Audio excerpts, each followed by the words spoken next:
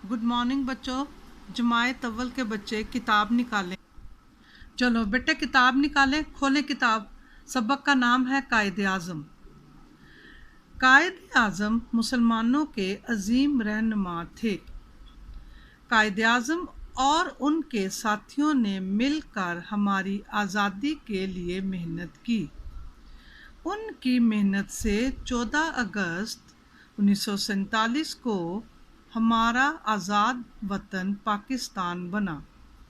कायदे आज़म चाहते थे कि हम अपने वतन में रहने वाले सब लोगों का एहतराम करें और सब मिलकर पाकिस्तान के लिए काम करें। अगले सफ़े पे आए। चले बेटा, हम अब मश्की काम करेंगे। मेरा बच्चा शाबाश।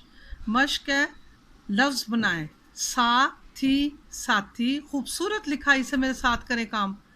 मेहनत, मेहनत। शख्स, शख्स। रहबर, रहबर। एहतराम, एहतराम।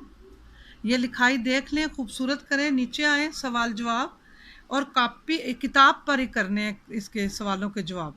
पाकिस्तान कब आज़ाद हुआ? पाकिस्तान 14 अगस्त 1947 को आज़ाद हुआ। सवाल नंबर 2, कायदे आज़म चाहते थे कि हम किसका एहतराम करें?